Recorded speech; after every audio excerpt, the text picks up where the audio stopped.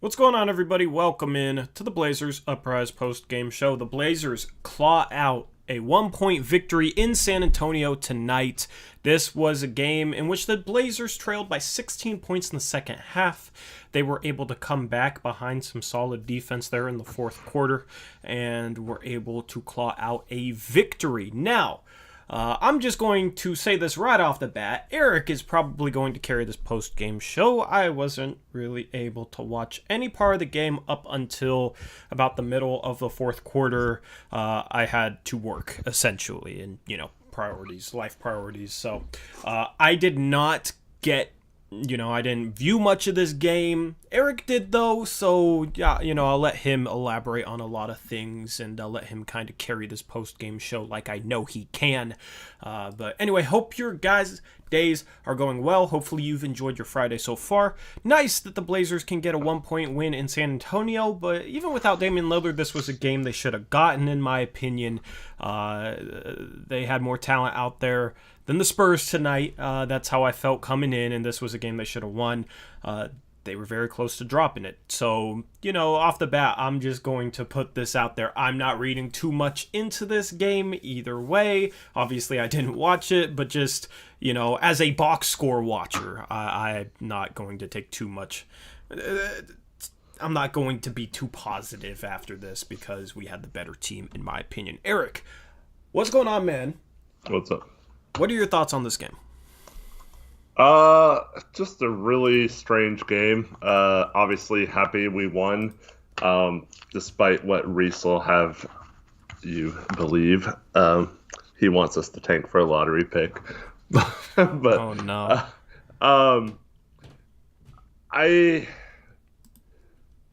Let me just put it this way. We won the game. It wasn't pretty, but we scrapped it out. And if you see anyone posting that, this team might be better without Dame, they don't know basketball. Has somebody actually posted that? No, I'm just saying. Knowing Blazers Twitter, it will probably get posted. Yeah. But yeah, let me just thank Shaggy Squid for the $5 Australian dollar dono. CJ grabbed Pirtle's wrist on that last shot. We won on a no call, but I'll take it. Ant was great on both ends. We'll definitely talk on Ant. I saw that he was having a great game. I saw that fast break dunk he got. Ant in the open court is fun. He loaded up and threw that one down. Appreciate the dono, Shaggy Squid. But yeah, I mean, CJ fouled Pirtle at the end there. Pirtle should have probably been going to the line with a chance to win the game at the free throw line. So the line between a win and a loss here was a very razor-thin edge. A 1-point victory is nice, but this could have easily been a game that we did not pull out. Yeah, I don't know. It's kind of tough play with someone like fading away from 15 feet after they tipped a rebound to themselves. I don't know. I think people would have been just as mad about them calling that foul versus not calling it. But we're kind of lucky that Portal got 2 fouls right off the beginning of this game and wasn't much of an impact in the first half. But, man, that guy can play some defense and protect the rim. He gave all kinds of fits to our players. On drives and on like Nurk on post ups and stuff like that. Yep. So what was there anything unique about this game? I guess that's where we'll start because obviously I can't give much insight having not watched the entirety of the game. Was there something that like stood out to you as being unique in this game potentially? Well, what's weird is I thought we came out with kind of design like forcing passing, which is a good thing in my opinion. I felt like we were getting good shots outside of a couple possessions where CJ just shot it. I felt like the ball movement was good. It didn't really translate to much in terms of assist numbers in the first quarter. I think we only had like 4 assists in the first quarter. Mm-hmm. But it felt like the ball movement, like they were finding the open man and they weren't just settling for ISO and stuff like that. So I was like, all right, this is what we've been waiting for. Dame's not there. Let's have a offense, some structure and some passing, and we'll get good shots all game. And then the second unit comes in, and we literally spent the first half of the second quarter just trying to post up Melo for 24 seconds, sometimes not even getting him the ball until a few seconds left on the shot clock. And we just took terrible shots in the second quarter, I feel like, and kind of blew the lead, or not blew the lead, but gave San Antonio a lead. And well, I guess it kind of started towards the end of the first quarter, but and then I don't know, just kind of grinded and found a way to pull it off with some good defensive stops at the end. But I think more than that, the main takeaway for me is you have a starting lineup with CJ, Norm, Derek Jones, Robert Covington, and Yusuf Nurkic. So you don't have the Dame CJ excuse for the small backcourt. You don't have the personnel excuse, because that's a really good defensive lineup in my opinion. I mean, CJ is probably the only non-above average defender out of those five, and I mean, he's been about average or a little better than average maybe on defense, at least analytically this year. So for them to come up and give up 20 points in the first half of the first quarter defensively, I thought just it really irked me that, I mean, yeah, it's one game, one half of a quarter, and they seem to play defense. So statistically, this game, like for our defensive rating purposes, will look decent enough, I guess. But it just kind of irked me that we still were having defensive problems, even with such a good defensive lineup on the floor. Yeah, and that's, I mean, just scoreboard watching, that's the thing I noticed in the at the start of this game. The Spurs come out with about 21 points through the first 6 minutes, so they were on pace for a 40-point quarter. Now it tightened up from there, but I mean, this is a Spurs team that's really been struggling. This is a Spurs team whose bench has a drastic drop-off offensively. So, they don't really seem to have the players off the bench to be able to exploit Melo and Cantor. They don't have players that I would say are good at getting to the rim. They got guys that can shoot, a Rudy Gay, a Patty Mills, a Lonnie Walker, but not really guys that put a ton of pressure on the rim, which is definitely our biggest defensive weakness with that bench lineup. So I wanted to see the starting lineup come out and play a consistent game on both ends. Now, in the second half, it was better.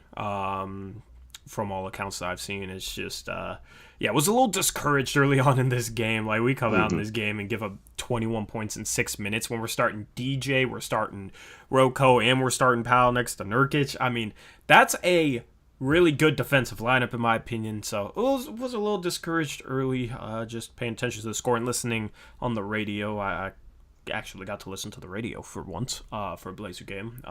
But at least it tightened up. Without it tightening up, we definitely lose this game. So it definitely took us really tightening the screws on both ends of the floor to pull this one out. Yeah, I mean, it's kind of weird that, I don't know how to explain it, but Nurk gets pulled like 2 minutes into the second half. And he only had 2 fouls, so it wasn't like foul trouble. I mean, he was terrible finishing in this game, but Portal had a lot to do with that. So I don't know. It's just Cantor played from the rest of the second quarter until or the third quarter until a few minutes into the fourth quarter. So he played, I think it was about 12, 13 straight minutes like he did in the first half. And our defense was still okay with him in there, but they kept building like a 7-point lead, and then we'd make some shots. And but yeah, like Rocco getting that steal at the end. Ant had a couple nice deflections that led to steals. It just seemed like there was a play in particular where San Antonio still scored, but there was a pick and roll between DeRozan and I forget which other player it was, but Ant and Powell were guarding the two. And Ant looked like he was going to switch for a second, but then went like through Norm to go back to his guy, and Norm just stood there and stayed on DeRozan. And it was really nice to see those guys not just auto switch and get back to their guy and recover in time. And then the ball got, I forgot what happened, but the ball ended up getting passed around and getting kicked to the corner. And Nas, I think, was the third guy in that, flew out to the corner to contest the three or something. And they all like got around, but then someone got a pick from Cantor's man, and then he drove, and that's what happened. DeRozan missed a shot, and it was like really good defense. But then Cantor was out of position to box out. I think it was Eubanks on that one, and he comes in and slams one home off the rebound. But it was frustrating that they scored on that one, because it was like, you could talk about defensive schemes and all this kind of stuff, but like, there's no excuse to not see that kind of effort from the guys. Mm-hmm. And I felt like in the first half, it was like, I mean, even Dwight James tweeted this out at one point. This is the worst game effort-wise of the entire season, he thought. And that was true in my mind. They looked like they were just stuck in mud a lot of this game. So I'm glad something happened at halftime too. Maybe Terry finally gave a speech at halftime or something, but maybe. I mean, this isn't a game where they should have been sluggish. They had 2 days off. Yeah. So I responded to Dwight saying, if we lose this game and Stotts has the nerve to say they were just more aggressive than us tonight, or they just wanted us more, or they gave more effort, like, you need to call that out, because there is absolutely no excuse to just play without any effort. And this is what we've been talking about all year. If your defense is bad, you can still save it by just flying around and just giving maximum effort, laying your body on the line for loose balls, and closing out on the shooters hard instead of lazily. And there's just so many things you can do to control your own actions as a defense. And to not see that, even though they say they all want to be better on that end, and then to watch like the first half of this game, and like, you're like, okay, they have personnel in there, and they're still not giving effort, and their schemes are still crap. Like, there's no way this team is going to find a way to play good defense. And then you see in the second half them actually give that sort of effort in the fourth quarter especially. And it's just night and day difference how much better they can be if they would give that effort consistently. Yeah, and it's weird to try and put a finger on why their effort has been so lackadaisical at times so far this season. I mean, anything that I would chalk that up to would just be pure speculation. It's kind of hard to say, you know. I know a lot of people feel like, oh, you need a new coach, just a fresh voice will motivate the players more, maybe can get more out of the players, such as, you know, a David Vanderpool. You know, if you brought him in, he's, you know, definitely a motivator. We know that from his time in Portland. But, I mean, like, I don't know. I don't know what's to blame for that. Do you have any, like, feelings as to what that might be? Like, this is all speculation too, but some of the biggest thoughts supporters on social media are now running with the narrative that Stotts is a lame duck coach and that he's going to get fired short of a miraculous run here, and that this team just isn't responding anymore. They all know the situation and that's going on. So it's kind of funny to start seeing that on Twitter, but then I don't know. I think if that's true, I think you got to just let him go, right? Like, you can't just let him finish the season if you would this think. Team. But then we like come back and win this game, and then it's like, okay, well, we won, so we won a road game without Dame. So can you really blame like the coaches for that? But I don't know. I feel like it's a case where Stotts is, I mean, he's on record. He said this after a game this season that he had nothing he said mattered at the end. I think it was against the Pelicans when we made that huge comeback. he said he didn't do anything.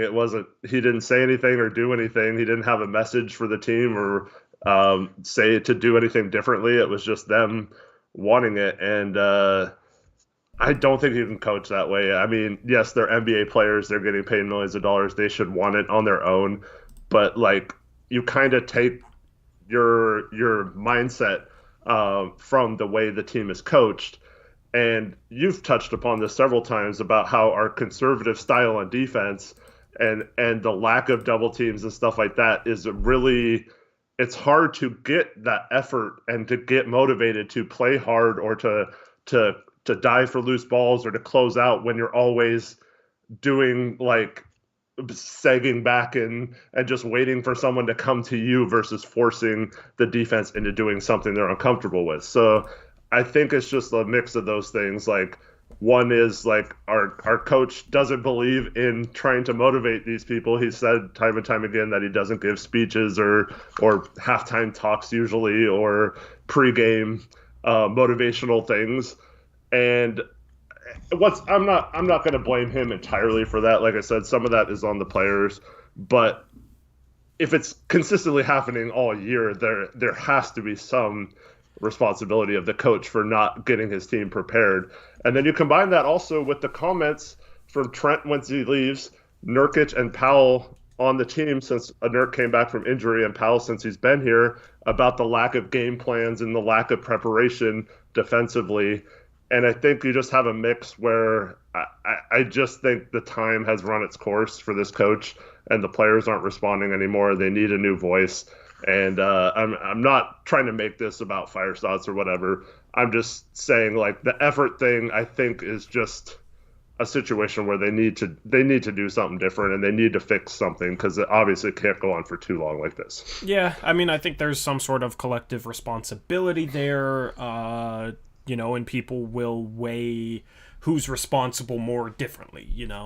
Some people think it's much more on the players. Some people will think the coach needs to motivate them more, have them play a more aggressive defensive scheme to get them bought in on that end a little bit more, that type of thing. But regardless of how you evaluate what the responsibility is for that, I don't think anybody is denying that is happening and that's a problem. That's obviously been a problem this year. I mean, the players haven't even denied that this year, So, I mean, it's frustrating when you get down the stretch in games like this and, they play a half where they, as you say, play sluggish. That shouldn't be the case, especially off of 2 days rest. I get it if it's on the second night of a back-to-back. I still, think that excuse is a little bit overblown, but 2 days rest, you shouldn't come out sluggish against the Spurs team. I don't really understand that. I mean, I feel like I've seen this game before. As I said, I didn't really watch this game, but I feel like this game probably followed a script. Tell me if I'm wrong. Where the team comes out sluggish. They get down 16 points in, the second half, and then because they're down 16, their effort level picks up, and then they they have this miraculous comeback, simply because all of a sudden they start giving good effort. Is that kind of how this game felt? They got down to a point where they're like, oh, well, we got to really start trying now, and then they did. Yeah, there was a point when they got down double digits. It was like, what are they doing? Like this, like, I don't know if they're moping because Dame wasn't playing but yeah, it seems we've seen this now for 2 years where we always talk about how we want like a more up tempo, maybe push the tempo, like getting the ball up the floor a little faster. Dame seems to always bring the ball up a little slow for my liking. And we've seen success when a forward grabs the ball and dribbles down the court quickly, leading to buckets. So I wish we'd see that more often. And then you see when there's a point in the game where either you're going to have to give effort or you're going to get blown out of the gym by 30 and just go home with your head between your legs. So like it's good that they have that when they need to. I just don't understand saying that all the talk about it needing to get better, especially on defense, and then the talk leading into this game was that it was going to be about ball movement, and then you watch the second quarter of this game where they completely like lack ball movement at all on any play. It was all just strict ISO and post ups, and it's just I don't understand what they're doing to prepare for these games if they're not like trying to come out of the gates with this effort and stuff like that, and wanting to not fall into the play-in games and wanting to not be the 29th best defense in the NBA. Like, those things should motivate you guys to start off the games as I'm missing the word here, but like you should want to do that from the beginning of games, and you should come out like your season is urgency is the word I was looking for. So you should come out at the beginning of every game here. It's like a playoff game basically for the Blazers if they don't want Dallas to pass them. So like, let's see that urgency from the beginning of the game, and maybe in this one you get up on the Spurs and they have the problem looking like they don't have the effort versus us, and then it's a different story in terms of how the game went, because I mean, we've been really good. This is another clutch win, right? We lost the Boston game in a clutch situation, but here's another clutch win for us, so keep that tradition of we're well above average on clutch victories this season. We always seem to get a defensive stop somehow when we need to. And I just wish that would translate more to the entire game. Yep. Let me thank some dono. Shout out Apples. What's up, Apples? Australian dollar dono. Decent game, boys. Valiant effort for the comeback. Yeah, I mean, in that comeback, they were playing hard, man, on both sides of the ball. I was able to watch generally the last 6-7 minutes of the fourth quarter, and it seemed like the guys were playing hard. Obviously, they got down though, and I think some of that is probably an effort issue, like Eric says. Shout out Mills Woj, $5 dono, says layups as well. Nurk needs to finish better. He was like 4-11. Yeah, you want Nurkic to shoot 50% or above if he's only shooting twos, if he's only shooting inside the arc. He's always been very inconsistent with his finishing. What sucked was before he ended up breaking his leg, I felt like he was having the best stretch of his career just simply finishing. And he was very, very good because he was just finishing stuff around the rim. He was finishing his floaters. I think he had 32 points in that Nets game before he went down with that injury. So hopefully, given some time, he'll kind of trend back in that direction because, his playmaking is nice. I mean, he had 4 assists tonight. He only ended up playing, let me check here. He only played 22 minutes and had 4 assists, right? As I've said, he should be averaging 5 assists a game or more, Without a minutes restriction, he would likely be playing 28. Don't use that word. Man, okay, we got to talk about this real quick for a minute. The only reason he plays 27, 28 minutes per game is because in some of those games he ends up in foul trouble. When he isn't in foul trouble, he's playing more than 30 minutes a game.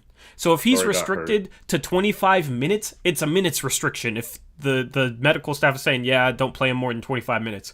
If they decide not to play him more than 25 minutes, that's called a minutes restriction by definition. I don't understand how that's even debatable. Well, until last game, his minutes in the other 7 games prior to that since he's been back were like 18, 18, 22, 20, 18, 22, and then he plays 25 last game. So that was the first time he had played even more than like 22 and a half minutes in a game. So even if your argument was 25 minutes is not a minutes restriction, okay, well, he only had 1 game where he played 25 minutes. So he's not even getting into those mid-20s most times since he's been back. Yeah, that's such a weird argument, man. I saw that and just did not understand.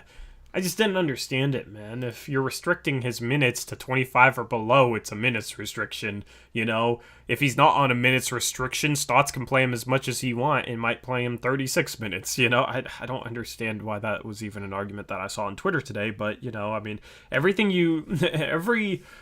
argument you want to find You can find it on Blazers Twitter.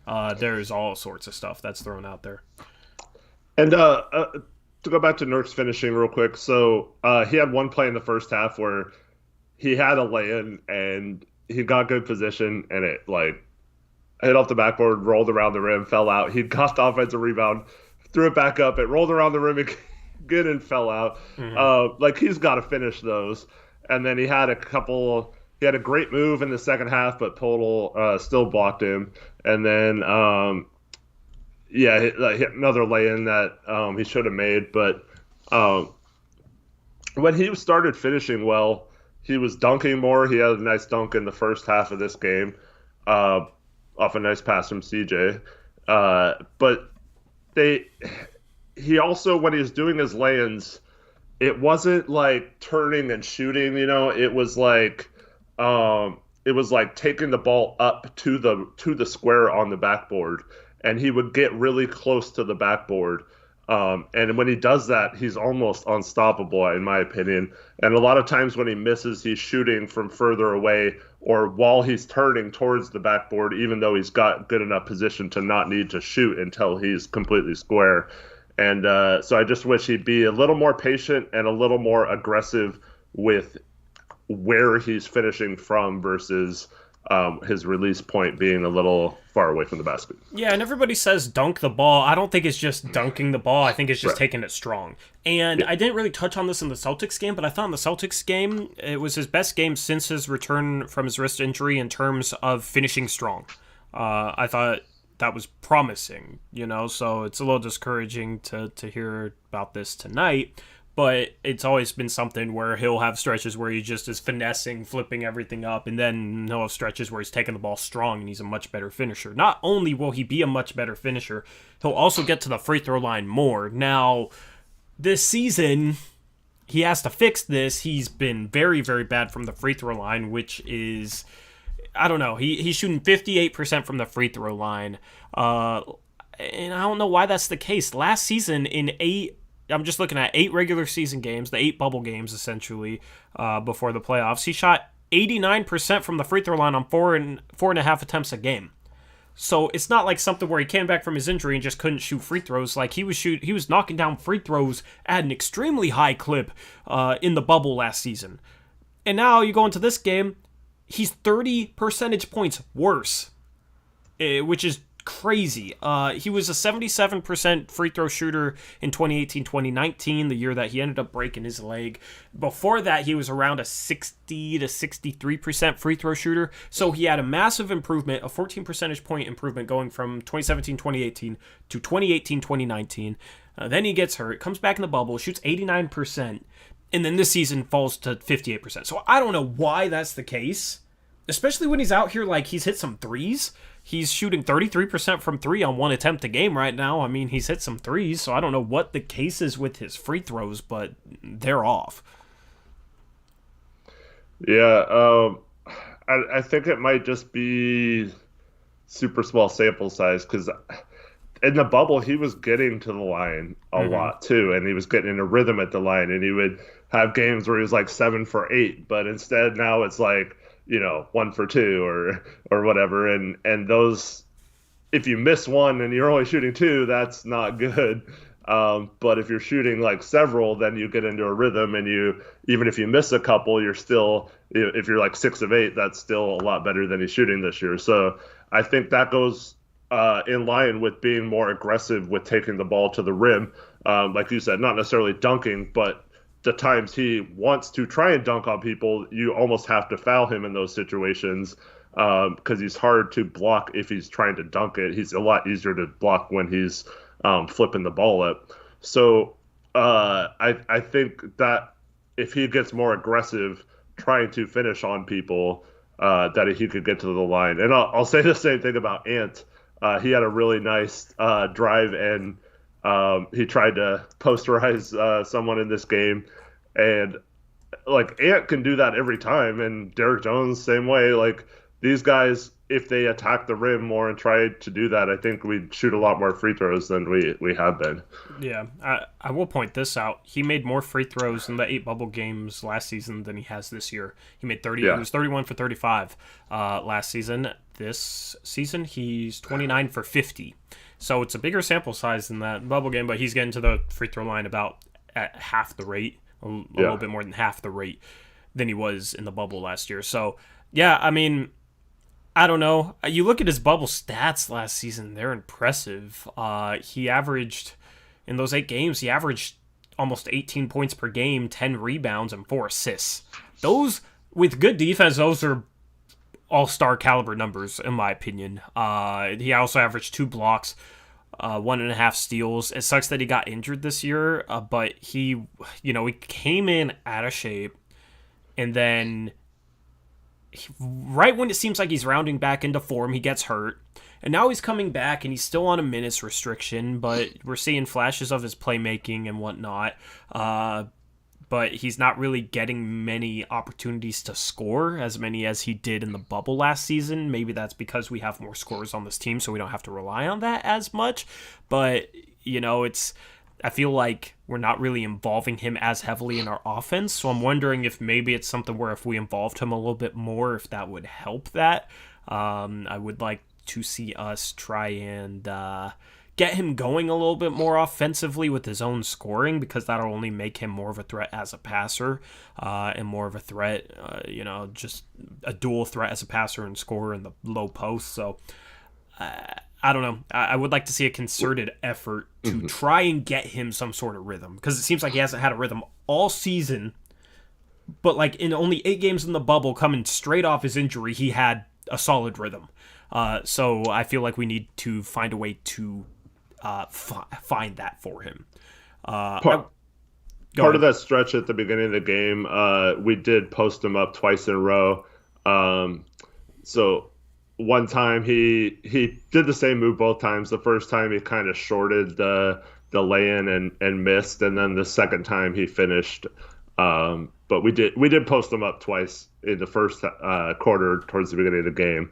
But yeah, I didn't really go back to that at all the rest of the game.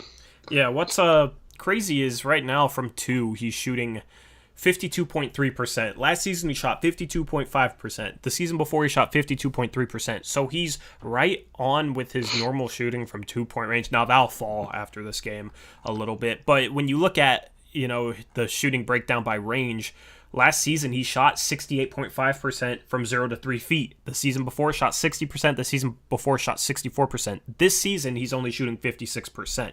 Now he's shooting a career high from 3 to 10 feet. That's at 43%. He's shooting a career high. It's only 7 shots, but it's a career high by far from 10 to 16 feet. He's shooting 71%. But what's also been different is he's not shooting as many shots from like 10 feet out. Or actually, he's not shooting as many shots from 3 feet all the way out to the 3-point line. He's shooting a career high in 3-point attempts, and not a career high in terms of 0 to 3 feet, but he's shooting a career low in terms of the percentage of his field goal attempts from 3 to 10 feet. He's shooting his low for the past 4 years from 10 to 16 feet, and a career low from 16 to 3-point line. So it seems like he's made a little bit more of a concerted effort to either shoot threes or shoot around the rim. You know what I think it is? Because he talked about, how the team is selfish, and you can definitely see when he gets the ball, he's looking to pass, unless he's around the rim. So I think in the pick and roll with Dame especially, those mid-range, like 15 to 18 footers, he shot a lot of those, especially the year before he got hurt. And he's okay shooting them, not great, but not like terrible either. But I think this year he's catching those, and he's not even looking to shoot from there. He's looking to either find a cutter or to find an open man or to get to the basket. And I think that's a good point. That can only be a good thing, in my opinion, if he's looking to be aggressive and finding teammates. I do think that at some point, him being a little more aggressive, looking for his own shot might be good. We talked about the post-ups both a few minutes ago and last game. So maybe that might be a way to get him involved and be aggressive, but also have the passing when he gets the ball up Hmm. top. So yeah, I think I feel like too. It's just the minutes restriction thing. I feel like it like messes with him because like even if you're playing good, you can't play more than like 5 minutes at a Hmm. time or whatever it is. They might have eased that up or whatever now, but like I wish like if I was ever on a minutes restriction, I would be like watching the clock constantly, like, oh crap, I only have one more minute, and it's hard to just get in the flow of the game necessarily. So that's one thing for when that minutes restriction ends, that it's more about what he's doing on the floor for playing time versus him having to come out at certain points. But I would love to know why he got yanked and what his thoughts are about getting yanked there at the like 2 minutes into the third quarter. Um, I mean, I know he wasn't finishing, but I didn't think like our problems in this game had anything to do with him in particular. See, I don't like that. Let him work through his struggles. That Yeah, will make him the best player possible down the stretch headed into the playoffs if he's able to have a long leash and work through his problems. You know what I mean? It's like, I understand pulling him if he's like given no defensive effort or something like that, because that's just inexcusable and that's a decision. But when it comes to like finishing or something, it's not like he's trying to miss shots. He's trying to finish shots. So I feel like obviously you want to coach him up a little bit, tell him to finish strong, maybe point out an area he can attack and get a good shot for himself or whatnot. But I don't know, man. The way Stotts is with Nurkic, I dislike. And we've said all season long, Stotts needs to hold guys a little bit more accountable and be harder on guys. But he's doing it the wrong way with Nurkic.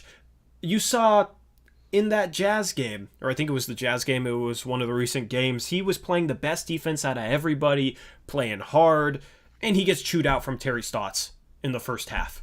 This game gets subbed out 2 minutes into the third quarter. I mean, just let him work through his issues. I don't understand. I don't know if Stotts has something against him. Some of Nurkic's comments about, what they need to do defensively and whatnot kind of go in contrast with Stotts's philosophies. So I'm starting to wonder if maybe there's a little something there. Now that's just pure speculation, and that could definitely not be the case. It's just the way Stotts is with Nurkic, I don't understand, because he's not like that with any other player.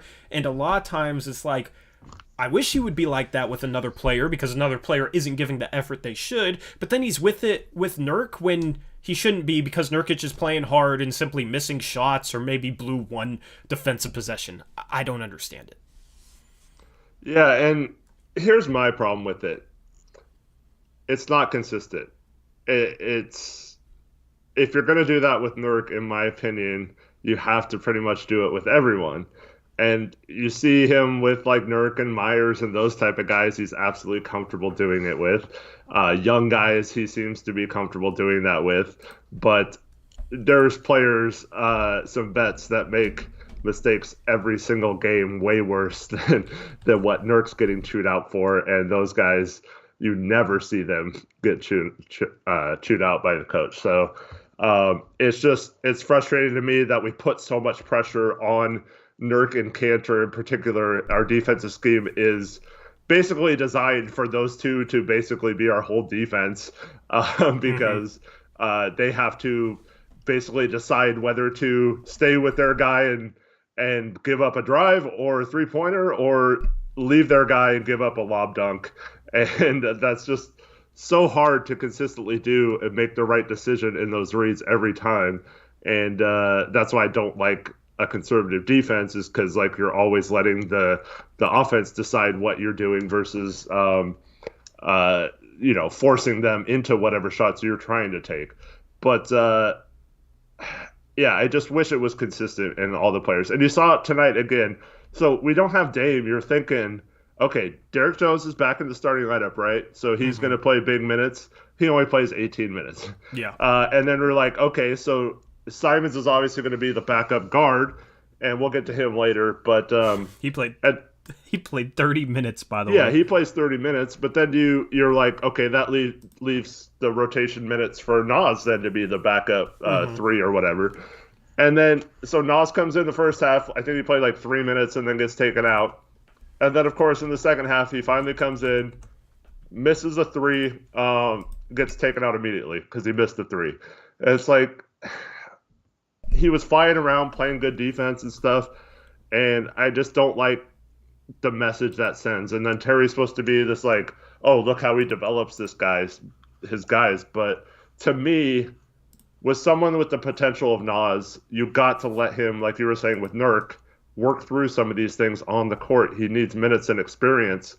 And missing a three is not doing something wrong. You missed a shot. Yeah. That's not anything bad or worth getting taken out of the game. It's not a turnover or whatever. But even if he did turn the ball over or miss an assignment on defense, letting him play through those and teaching him what he's doing wrong while leaving him in the game builds confidence. And it also makes it so the next time that happens, he'll know what to do better the next time, instead of, oh crap, I just messed up. There goes any chance I have for playing the rest of this game. And I don't like that mindset that it sets with some of those guys. And I think Nas is still one of those guys who we talk about how we struggle against good teams. Like unlocking some of his potential sooner rather than later could help us overcome a little bit of that, or help us compete or defend against some of these teams, especially with good wings. And I don't like the message that sends in a game like this to not only give Derrick Jones barely any minutes, but also like not give Nas a legit chance at being a factor either. Yeah, and I mean, people that support Stotts, they say, oh, well, he's really good at empowering young players and letting them grow into what they can potentially be. All right, we've heard that argument a number of times. I mean, but I'm watching, Nurkic isn't necessarily young, but he hasn't, he's been hurt and missed time, so he's trying to kind of get his way fully back, and he kind of yanks around Nurkic, and the thing with the way he deals with Nasir Little and Derrick Jones Jr., I absolutely do not like, because I feel like if you're giving great effort, you should have more of a leash when it comes to simply missing shots. But it seems like Nasir has the shortest leash on this team, and I don't understand, because he's not coming in there forcing bad shots. That'd be 100% different. He's not coming in there slacking. He gives consistent effort all the time. He's not coming in there, making bad turnovers or forcing anything. When he's in the game, he fits as part of the offense and doesn't force much. He takes the right shots. He doesn't really make mistakes. And then on the other end, he busts his ass and he plays defense. So when he misses a shot and then immediately comes out of the game, it frustrates me so much, because you got a number of guys on this team that'll go on stretches where they're cold and miss threes, but then they won't give the same level of effort that Nas does, but they'll get an automatic pass and play 25 minutes a game. Now, I know, maybe there's promises from the GM, yada, yada. We're not going to toss out names here so we don't trigger anybody, but I don't like that. That's not good. And I feel like that could potentially be part of the issue with what we touched on to start this post-game show, which is the inconsistent effort from guys. When you got a guy off the bench who plays hard all the time, and then he gets benched for missing a shot and then you have another guy who slacks off on defense a lot of times and can miss 8 shots but will still play 25 minutes, it just doesn't set a good precedent. It doesn't... I don't know. I feel like that could be part of the issue with the team giving inconsistent effort. Yep, and are we lagging, or is that just me? We might be lagging a little bit. All right. So, Block Boy likes to point this out every single time we talk about Nas. Oh, he gets lost on defense. He got lost twice on defense. Okay. Name a player on this team that doesn't get lost on defense, because there's very few. Yeah. and it's unnatural for a high energy pressure guy who can be athletic and pressure a wing and be super aggressive to play like a lackadaisical, like, oh, just let them go through the pick and switch and just automatically switch and not fight through it, and then just watch as your guy attacks Cantor in the pick and roll and stuff like that. That's it's hard for an energy guy to be that way. So I like to see what I saw, what I was talking about earlier, where we see guys who aren't necessarily making the right, like doing the right things or what Stott's trying to tell them to, but they're working their butt off to recover and they're flying around. And even if they miss an assignment, they still ran all the way across the court and contested a three-pointer that wasn't their guy or whatever. And I like to see that. And I felt like there was a stretch where we came back in this game and Nas and Ant and I think Cantor and Mello were in the game. And and I think Norm was with them maybe. But like, I don't know, at those points, like, I'd almost rather just let those guys work it out. If we lose, but those guys are like playing their butts off, and you know, we end up losing because they're not good enough to come back or whatever. I'm fine with that, but like, I just want to see a thing where the guys on the fort are the ones giving the maximum effort, and the guys who aren't giving that effort and who are the reasons why we're not seeing that consistent aggressiveness from game to game are the ones not being rewarded with minutes every game. And I don't care who that is. I don't have any preference. I don't care if you're like my favorite player on the team or my least favorite player on the team. Like, I want the people to play who are giving the effort and trying their best to turn this around and make this team a legit team before the playoffs. And I feel like if you aren't doing that, you shouldn't, like, your time has come this season to not get as many minutes. Yeah, I mean, let's just call it like it is, all right? Melo gets lost on defense more than Nas does and doesn't give half the effort to make up for it. Okay? How many times have we seen Melo overhelp and be completely out of position off ball, right? Funny how Block Boy never, ever, has ever pointed that out. You know, Block Boy, for those of you who don't know, is our resident Melo fan, by the way. You know, he's never, I don't know if he's ever pointed that out, but when it comes to Nas, he can get lost once. Oh, that's why he got taken out. He got lost once. Like, that's exactly the problem, bro. Melo can get lost time and time again and then go 0 for 8, doesn't get taken out. Nas gets lost maybe once or twice, busts his ass to try and make up for it, and misses a 3 and then gets taken out. You know what I mean? Like, it just doesn't set a good precedent.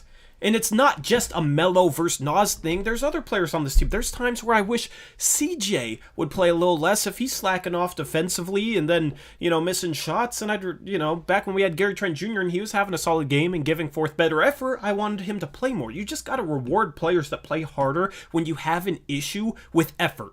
That's the way to remedy that issue. You got to incentivize giving proper effort. And if you don't incentivize that, then you can end up in a position which we seem to be in right now, where after a lot of games, we're questioning their effort for long stretches of the game. Yeah, and it's on offense too, to be honest. And this isn't Melo's fault, but the second quarter I was talking about, we literally spent 20 seconds every time down the court just trying to get him to post up 15 feet away from the hoop. And a couple times it resulted in a turnover. Melo hit like a fadeaway 20-footer over Portal one of the times.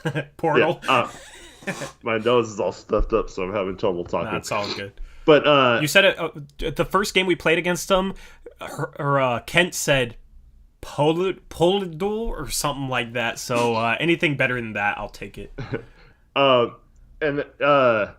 So we're just it just leads to people standing around. It drives me crazy. It's like you talked about it these last 2 days about how we needed to be like the Boston game, play more like that, use ball movement. And then we just resort right back to this on both ends of the court, just conservative and just strict post-ups with no creativity at all. And as a player, that would drive me crazy. I mean, even Melo, I mean, I don't understand why he would not want to get better shots or closer looks or be in some sort of offense that is better suited towards getting him a shot where he doesn't have to shoot like crazy turnarounds every time. Like it made no sense to me in the second quarter. I was so frustrated, and it feels like we're just shooting ourselves in the foot versus like actually doing the things that we talk about. We hear the coaches talk about how we need to do these things, and I just don't understand how we do it. But then we get away with it because we have this great comeback and we win the game. And so, like, I'm sure everything after the game is all like, oh, what a great win, which is good. Like, we needed this win. Like, I'm glad we won. I just don't understand how it's acceptable to play this way when everyone, including the coaches and players, know that this is not the way we're going to win or turn around our season. Yeah, I mean, there's two things I want to touch on. One is it's ridiculous that we have to argue that, no, players don't want to shoot contested fadeaway threes they have to work their butt off to get. They would rather not put in much work and shoot open threes. You know what I mean? Like, it's ridiculous that we have to make that argument that people say, oh, well, Dame wants to shoot contested 30-footers. He doesn't want open threes. He wants to ISO and not, have somebody kick the ball out to him for an open three. Like, those arguments are just ridiculous. No, I've never known a basketball player that's like that, right? Sure, some players want, to put up highlights and whatnot, but Dame's made enough highlights. He just made enough highlights. They're in the NBA, man. They're not trying to impress that girl in their class anymore. That girl in their 5th period English class, man. I mean, come on. The whole thing with Melo, oh, well, he wants to shoot 12 shots out of the post fading away. It's like, no, you get him open threes, man. He can just catch that in, go 3 to the dome. He's enjoying life. So the fact that we have to make that argument is ridiculous, and I honestly forgot the second thing. What was the last part of that point that you made? Let's try. About giving effort and not just coming out and playing the way they did when they all say they want to. I don't know. Yeah, I don't know. I lost it. I lost the second thing. But the first thing is ridiculous that we have to debate that because so many people try and make that argument. It's just a defensive stance, man. It's like, hey guys, why do we shoot the highest percentage of contested threes in the league if our offense is so good? Oh, well, players want to shoot contested threes, and if you got them more open threes, they might not shoot as well because they like shooting contested threes. It's just like, what in the world are you talking about? Do you hear the words coming out of your mouth, or do you see the words that you're typing into twitter.com right now? I don't even want to talk about that anymore. It's ridiculous that we even have to bring that up. Yep. But yeah, once again, you touched upon this. We had 2 days off. Like the effort thing in the first half. I don't know how anyone can excuse that. Like, I don't get it. How do you not want to come in and win this game? I mean, I guess it was a little bit of sulking from not having Dame, but like, I don't know. It's like it's too important of a game in my mind. If we lose this game, I mean, we're in a serious spiral downward, and like I don't like to put that much like pressure on one game, but like I mean, if we lose this game and we're talking about a losing streak and still not being able to beat even Spurs are now 2 games below 500 teams. Yeah, they were 4-11 coming into this game. Yeah, so. Like in their last 15. It just felt like a game where if we could win, we could maybe still salvage the season. But if we lost, the season might have been circling the drain. And then, Dame sat out before I thought that, or after I thought that. So not having Dame, I guess, could have been the excuse and the likely reason why we lost this game, at least from the team's narrative. But I just don't get having 2 days off and then coming out the way they did. Yep. I mean, when it comes to Melo, when they're force-feeding him the ball in that situation, like, I'm not going to be as hard on him with some of the shots he takes. Now, sometimes I feel like he could kick out of that or might miss the pass out of that and force, a shot that he shouldn't. And that type of stuff, I'll say he needs to, consistently make the right play. But I mean, it's just like when I hate when the team does it off the bat. I've said this all season long, Eric. What does Melo get going off of? He gets going off of catch and shoot threes, or catching the ball at the 3-point line, getting run off it, taking a couple dribbles, and pulling up from the mid-range where he's not fading away. In the Celtics game, he got going off of that. I mean, in the last game that was the last game. Yeah, in the Celtics game, we moved the ball well. He got going off that in the first half. Then in the fourth quarter, he hit some of his tougher isolation, fadeaway type of stuff. So the thing is, we need to move the ball well in order to manufacture those shots for him. Because if he's just being a spot-up shooter across the court, he's probably not going to get going or get in a rhythm off that. But, if he's catching the ball, shooting threes, catching the ball, driving into the free throw line and shooting a pull-up, or maybe a second guy helps and he can just make a quick pass, the rhythm, it's going to be easier for him to catch a rhythm. So I hate when we sub him in and then we just immediately try and force feed him 15 feet away from the basket with his back to it. And it's like, and then everybody stands around and it's like, okay, well, what's he supposed to do? I mean, like, if I was in his position, I'd probably shoot some of the shots that I criticize him for too. You know what I mean? Like, I don't know. It's just silly that that's the position that he's in sometimes in the first place. So, I mean, obviously I didn't watch the first half, but you said we were moving the ball well with our starters, and then he comes in, we just try and force feed him. It's just like, why do we go away from what's working and try and do that when he gets going off of ball movement and, better types of shots?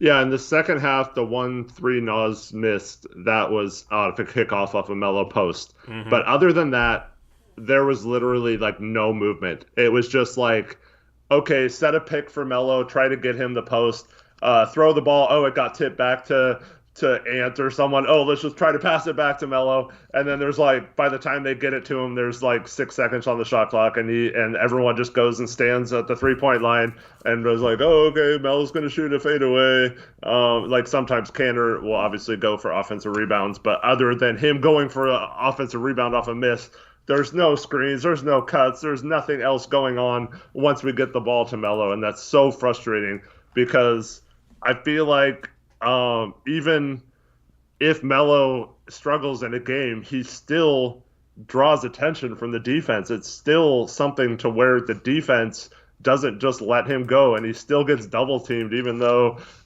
he's not the most efficient player on those post-ups. So as a coach, you should be wanting to post him up to either get him a good shot or to draw enough defensive attention to get a good shot from someone else.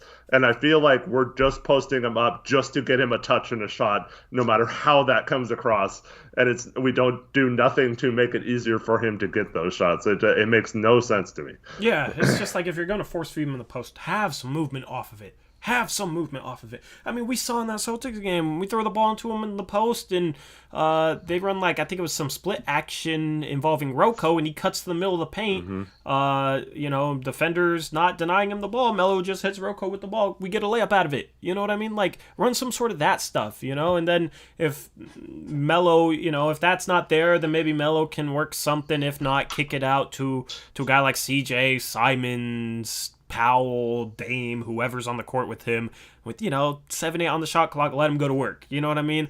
That's better than what it seems. That's better than forcing him the ball and then standing around and just expecting him to get a shot up, because most likely he'll just be like, all right, well, I'll get a shot up then, since that's basically the plan, and he'll shoot a contested fadeaway, and it's not the type of we should be able to get better shots than that.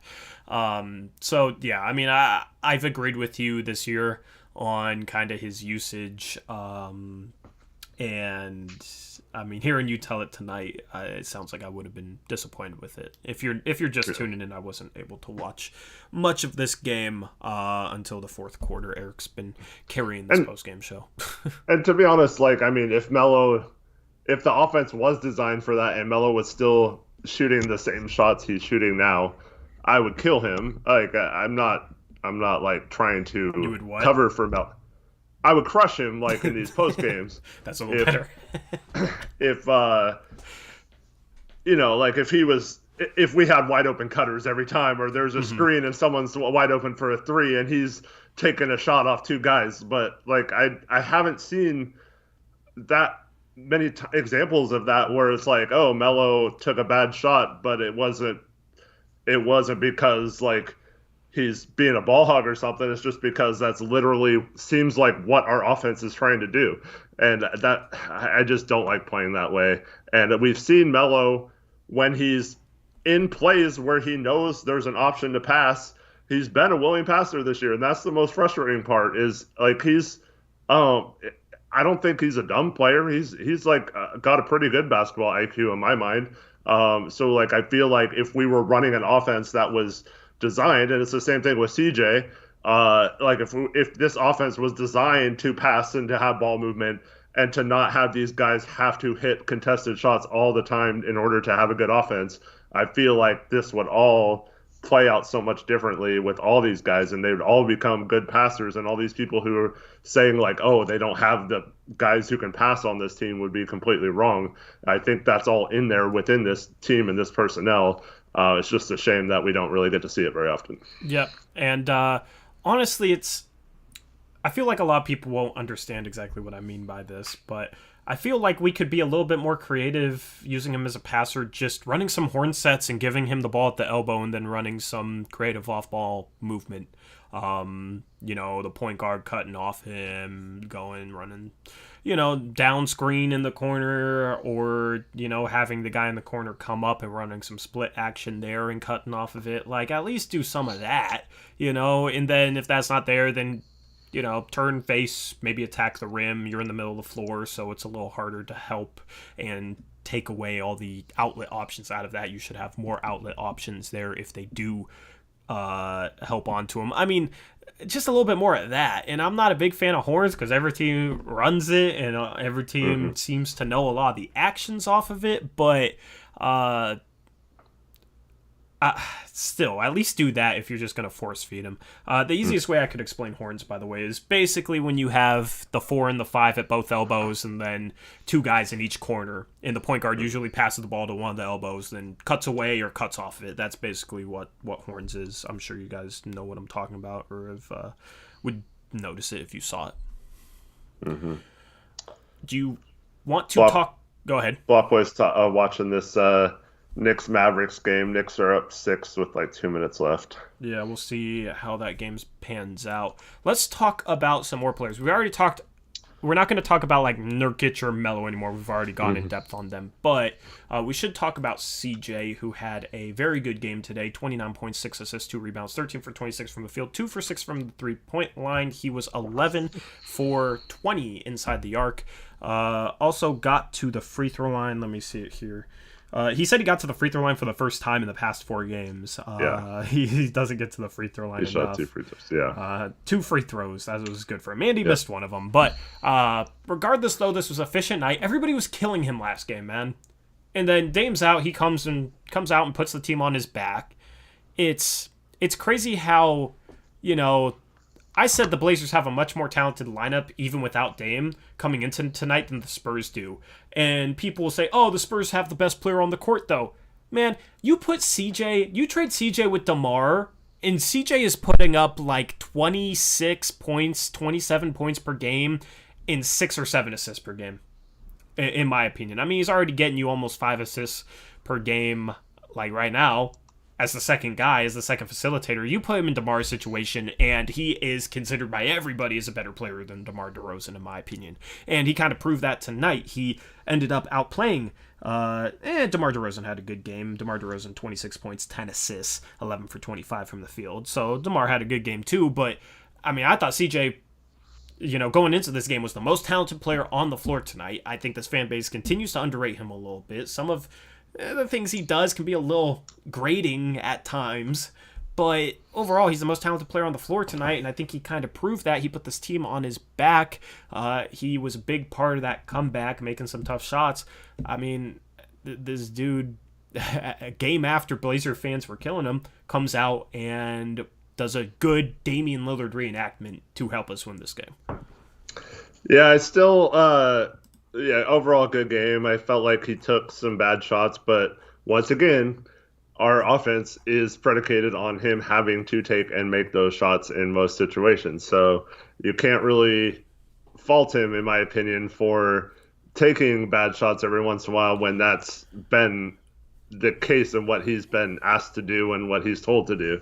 So I do wish he'd still, especially when he's the main guard, look to facilitate a little more. But he did have some nice passes in this game.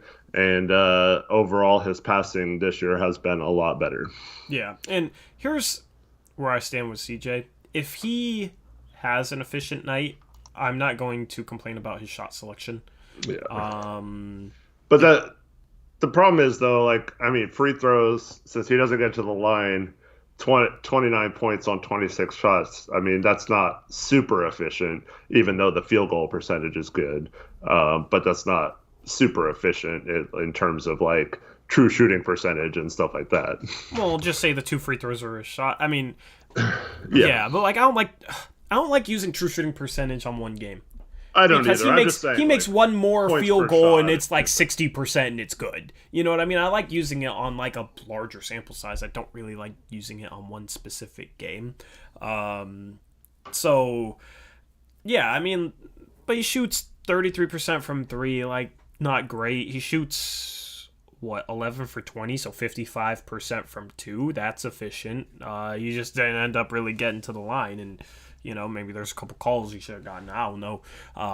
Overall, though, he's shown time and time again that he steps up when Dame is out and is an all-star caliber player. If this guy had his own team in the East, let's just say this guy was on the New York Knicks right now, he would have, and was healthy, he would 1,000% have been an all-star. So that's why I hate when people make arguments against our personnel, like, oh, we only have one all-star. CJ's not an all-star. Yeah. He hasn't made the game. Bro, like, I hate when people use the all-star game to try and evaluate talent.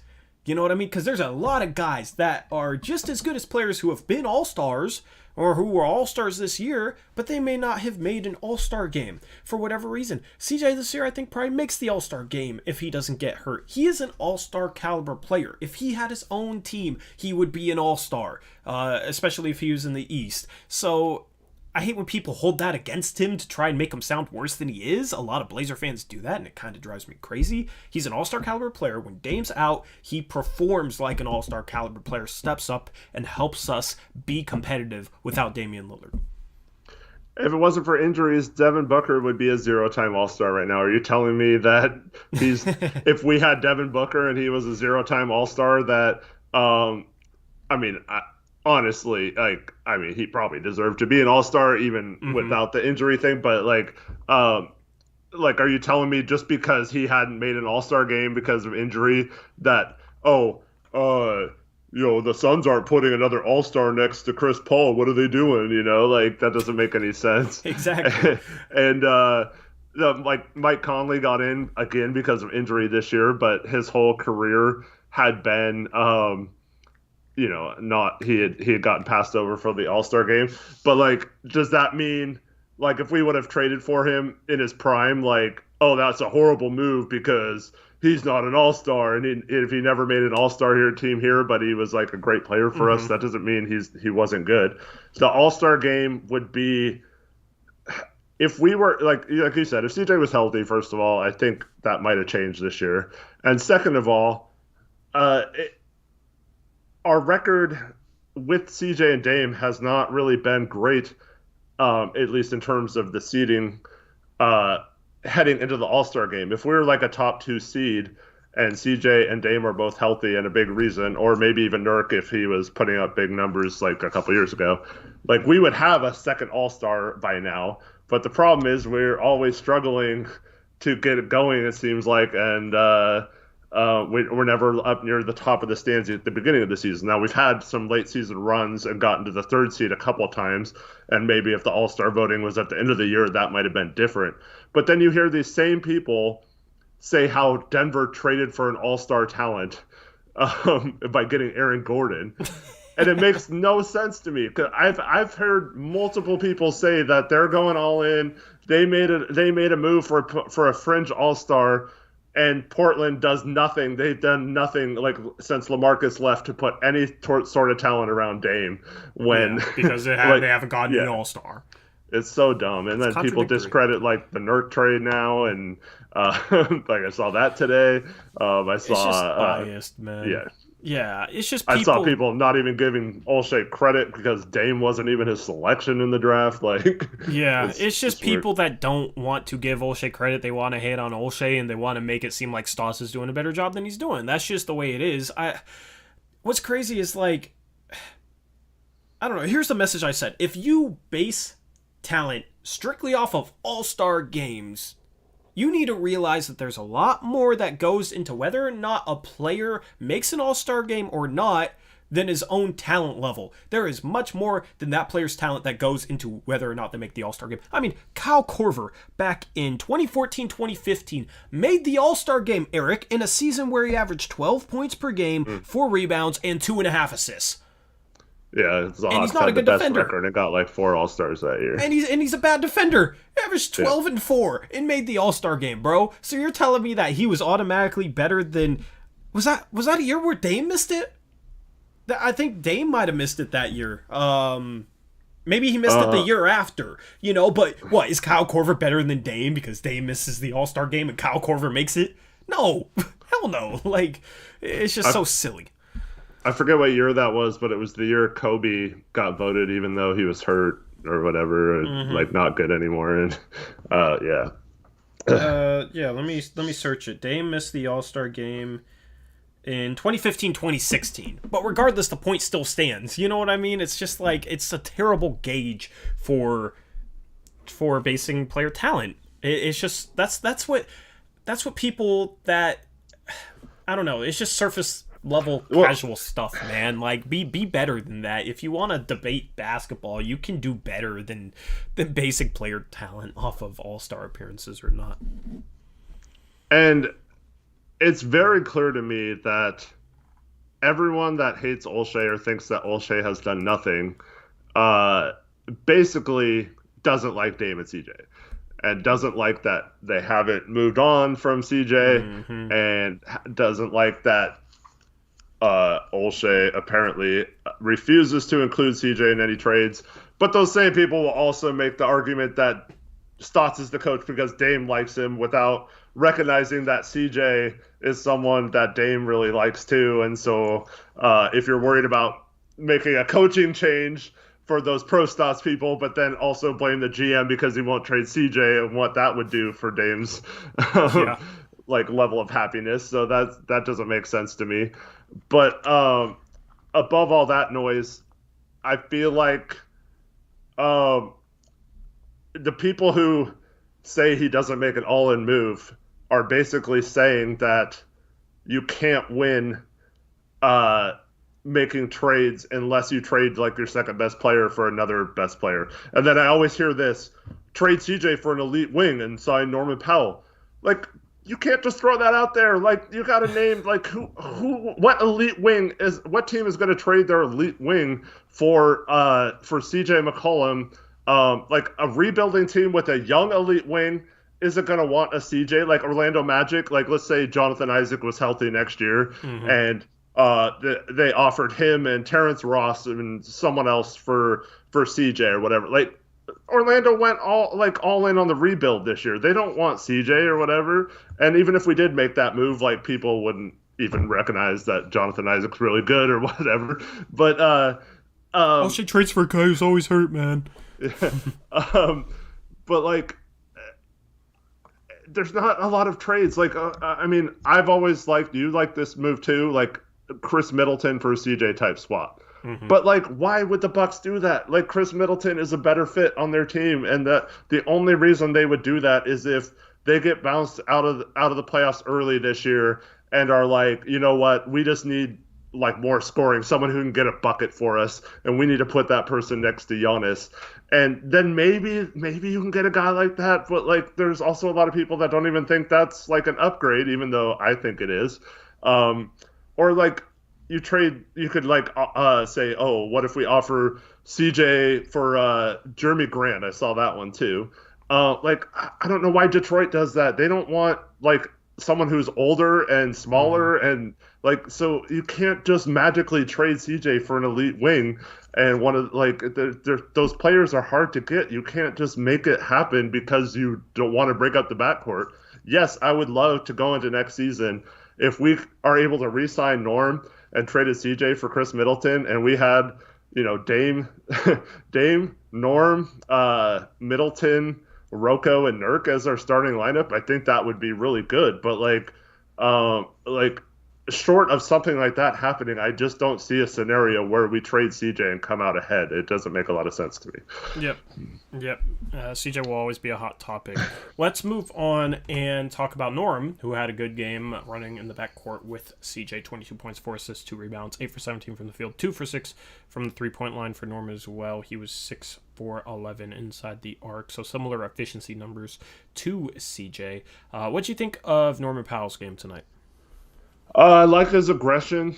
I really like him driving baseline because he seems to either get to the rim or he has had several nice dump-off passes to the big in the paint. When he drives more down the middle of the key, I think he's a little more erratic unless he gets to the rim. But I liked his aggression. I thought he took good shots for the most part. Obviously, he didn't finish at his normal rate, especially from three. But I don't know. I like having a guy who doesn't always settle for the three and takes it strong to the rim. And I mean, he's money once he gets near the basket. Yeah, I agree with that. I mean, CJ and Norman Powell is a good starting backcourt in the NBA. Right. So, without Dame, you still have kind of a similar balance where you just have a really good backcourt, and that's the strength of the team. And the system is kind of, supposed to be geared towards that. I think the system, obviously, as I've said multiple times, it could be a lot better than what it is, but it's still a system that's relying on its guards, so it's nice to have like another guy that can step into that backcourt and produce at an elite level like that. So, I mean, I still think it was a good trade. I won't change my mind on that. I mean, even if he leaves, I think it was a good calculated risk. We'll obviously cross that bridge when we get there. Overall, I enjoy watching him play, and he's a fun guy to have on this team. I really want him back, man. Yeah, losing a guy that's that good would be rough for sure. Mm-hmm. Shout out Jimmy Cleveland, $5 dono. Says, hey guys, just got off work, but again, I watched the game at work, and I'm so glad we won. Woo, we needed this one. And yeah, I'm glad we won. This was a game that, I mean, if the Blazers lose this game, it's one of those games that they shouldn't have lost. Even without Dame, they still had the more talented lineup out there tonight. So happy they won this game.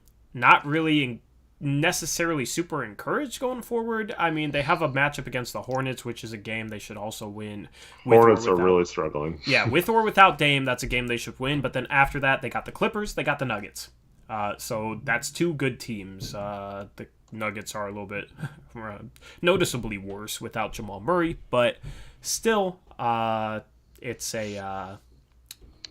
another test for this team, much like the Bucks game was, the Clippers game was, that stretch where we got blown out 3 out of 4 games. It'll be another test to see if we have figured anything out during this stretch. Yep, and then Jimmy Cleveland with another $5 dono. Mavericks, yes, Mavericks lost. That's officially final. The Mavs went down to the Knicks, so that's good. So we gained a game on them. They could have tied us tonight. We do have the tiebreaker with them, so 2.5 games ahead of them. Pretty comfortable. I'm not sure if we gained ground on any other team. I know there was a lot of games today. But yeah, nice to pull out a win at least. And speaking of Powell for a second, there was a play in the first quarter where Nurk had the ball up top and Powell cut, and Nurk had a beautiful pass to him, and he threw down like a really nice jam. Oh, you saw that one? Mm-hmm. Yeah, that's what a great we need. Play. That's how we need to use Norm, man. Yep. We need to use him as a cutter off the ball that you can also give the ball to, and he can make some stuff happen. He's a good cutter. He's a good mover without the ball. He's a good finisher inside the arc. Utilize that. And I'm also kind of worried about his mentality, or like what he thinks of Portland and the team so far. So I was really excited to see him be all jacked up when we won the game tonight. It looked like he was really excited. So that's one thing to keep an eye on is his kind of temperament or Mm-hmm. like his mood and stuff. If you see him getting mad a lot, I think that's not a good thing. If you see him excited and feeling like he was part of a good win tonight, I think that's a good thing. And this is the one thing that really sucks about not having fans, or I mean, there's more than one thing, but like all these guys uh, would typically get traded to Portland and get shown so much love by the fans at the Moda Center, and they'd be going crazy chanting his name if he had a good game and stuff like that. So it's just it's going to be tough to show how awesome the Portland fans are and stuff without being there to actually do it. So I hope he doesn't think that this city isn't like behind him or supporting him or wanting him or anything like that. So more encouraged by him being excited about a win, especially since we don't have those other means to show him love. And he's coming from, I mean, obviously they're playing in Tampa Bay this year, but Toronto was, they had the whole Jurassic Park thing and they were going crazy for their team, especially during their championship run. So he's used to having those crazed fans and stuff like that. So it's got to be a little crazy for him to not have any fans at our home games. Yeah, I agree with that. Next guy we got is Anthony. So Anthony has a big game tonight. 16 points, 2 assists, 2 steals, 5 for 10 from the field, 4 for 8 from the three-point line. Good to see him have a big game after not playing for a while. He's becoming a pretty elite shooter so far this year. And he's not just shooting off catch and shoot. He's shooting off the dribble, shooting some tough threes as well. Still shooting 42, maybe 43% after this game from 3. So it's nice to see that evolution of his game. The 1-2 that he missed, right? He had a fast break dunk is the one that he made. The 1-2 that he missed, I thought was a really good take. He shook. Was DeJounte Murray guarding him that possession? I think so, yeah. Yeah, I think it was like DeJounte Murray, who's one of the best perimeter defenders in the league, shakes him. It might have been DeMar DeRozan, but has a really good perimeter move, shakes him, gets into the paint, comes to a nice jump stop, going to his left, and goes up with his left hand. I think he got fouled on that play. Ended up missing it pretty badly, but I think he got hit on the arm. But it was just a good, aggressive take, getting into the paint and then using his athleticism to kind of rise over the shot blocker that was in there. I think if he's going to become a good NBA player, he needs to obviously be able to attack the basket off the dribble and whatnot. I think his ball handling's getting better. He's quick. He's athletic. He has the potential. So it's always nice to see a flash where he's able to kind of shake a good defender on the perimeter and then get into the paint and make a good, strong move. Even though he missed the shot, it was nice to see. I want to see that evolution of his game and flashes of that. So the 3-point shooting is here. That's the next step for him. Overall, he really helped this team out tonight. Third leading scorer for the Blazers. And like Eric Olson and Charles Smith say in chat, he seems like he's playing a lot more under control and with confidence. And I like to see that. He did take a couple of bad threes in the first half, but he had made some too. So, everyone on the team seems to do that when they've hit a couple threes. But I like that he actually drove and got a couple double teams and passed out of those in the first half. And I like to see that. He missed a couple of threes late in this game that at some pretty key moments that would have given us a 3-point lead or iced the game maybe. But I like to see him shoot those with confidence. And I don't know. I felt like defensively he was pretty good this game too. And I like to see that he's coming in. He's playing strong. You can tell he's maturing physically right before our eyes. And I still have hope in this guy. I think he can be a good scorer. And it's nice to see coming off several games where he barely played too, that he's ready to come in and contribute even and not necessarily lose his confidence because he wasn't playing much lately. Yeah, I agree with that. So he played 30 minutes tonight. Nasir played 11. Nasir got the promotion above him, and then 3 games later, now I was like the next game. Yeah, it's man, who knows? But nice to see Anthony produce tonight. The next guy we already talked at length about Carmelo. He did end up with 13 points, 3 rebounds, 5 for 12 from the field, 1 for 4 from the 3-point line. Tonight, that's 4 for 8 inside the arc. Let's talk about Ennis. 10 points, 13 rebounds. Had 3 assists, though, which is kind of the 10 points, 13 rebounds. He just got it, I assume, in typical Ennis Cantor fashion. Yeah, it was almost all putbacks.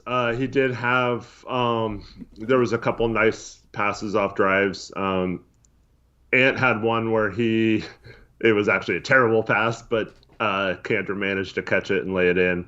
And the fact that it was behind him made the defender go past him so he could lay it in.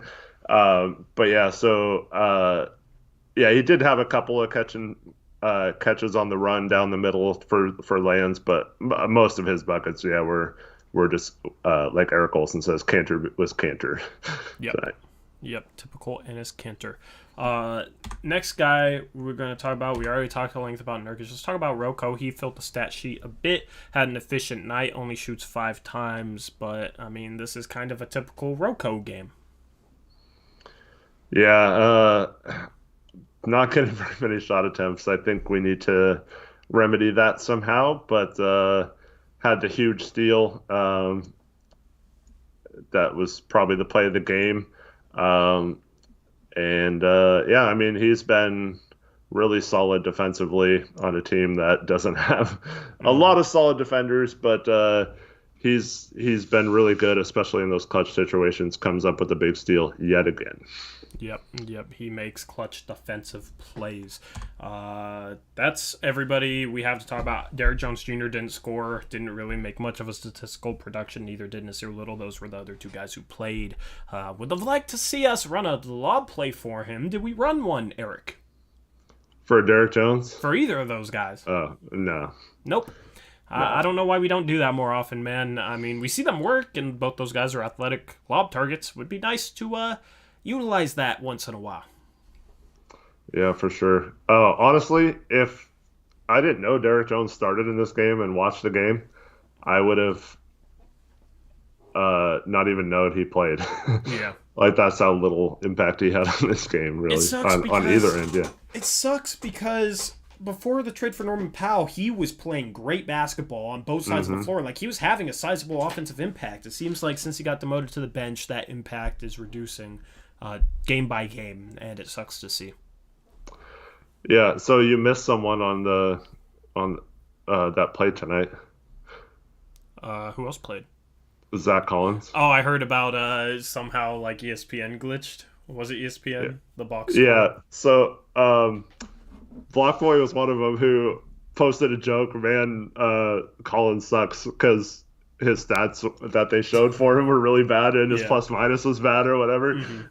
And then he got someone saying oh, I bet these guys won't talk about it because he traded Blazers Uprise or me or something in the post. And so I was like, you realize that Zach didn't even play right. And the guy was like, oh man. And Blockboy thought even he was joking and or I wasn't getting the joke or whatever.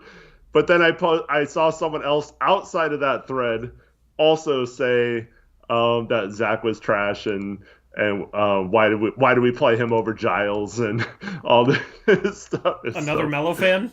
No, I don't think this is a Melo fan. I saw 3 different instances of people on different threads asking why Zach was even in the game because he sucks. And bro, that just exposes the casuals, man. I know. The box score it's watchers. So funny. Yikes. Oh my goodness. For the record, in case anyone didn't watch the game, so Zach did not play. ESPN messed up and said he played, and all these people were saying how bad he was and he shouldn't be getting minutes. And yeah, it's kind of funny. So silly. It's so silly. But yeah, that's all the players that played and kind of played tonight. as far as the Spurs go, they had a good performance from DeMar DeRozan that I already touched on. They had 17 points from Jakob Poeltl. I said yesterday on Blazers Uprise Live that he's extremely underrated. I'm just going to say this right now. He's the most underrated center in the league right now. I don't know how you feel about that hot take. Certainly defensively, and on offense, I guess if he just becomes like Cantor level offensive rebounder and finisher, he's imagine having a Cantor level player, but that was an elite defender on top of that. That would be nice to have, and I talked about this on the Blazers Uprise Live yesterday about how he's kind of given our guards fits finishing around the rim, and he certainly protected the rim well. But that was certainly a key in this game, him getting into foul trouble early. Yeah, well, in 26 minutes per game, he's shooting 62% from the field. Yeah. So he's a good finisher around the rim. Yeah, he just can't shoot outside of like he has to dunk related. Rebounding wise, 26 minutes per game, 8 rebounds per game per 36. That translates to 11. But per 36, 4.5 offensive rebounds per 36 minutes, which is phenomenal. 2.3 blocks per 36 minutes, and I think he also has some playmaking potential that could be tapped into. He per 36 last season averaged 3.5 assists. This season about 2.5 assists. Just seems like one of those guys that, I mean, he's still only 25 years old. He's been in the league 5 years, but could have some playmaking potential tapped into. And then he's a good rim protector. So just a really good all around big that honestly I feel like many people don't even think of. You know, he's underrated for sure. Yeah, I wouldn't necessarily say playmaker. A lot of his passes just come kind of within the flow of the offense, but he certainly makes good reads on his passes and stuff. And then we have his backup tonight. Your guy. If Wheels was calling this game, he would say if Drew Eubanks was playing the Blazers every night, he would be an all-star because that guy was. We couldn't stop him tonight. Drew freaking Eubanks. He played 18 minutes and had 15 points, 7 for 7 from the field. Yeah. Man, that's impressive. Shout out to him. DeJounte Murray had a triple-double, by the way. He had 13 points, 11 rebounds, 10 assists. Yes, wow. He did. 5 for 13 from the field, 2 for 4 from the three-point line. But he hit some threes. Yeah. He had a triple-double, so he had a good game. Derek White had 13 points, but was only 4 for 11 from the field. I feel like Derek White's kind of fallen off a little bit. Yeah, he was the first half of the season, he missed several games at the beginning of the year with an injury, and then he got another injury when he came back, and he's been kind of in and out of the lineup and just hasn't been consistent at all this year.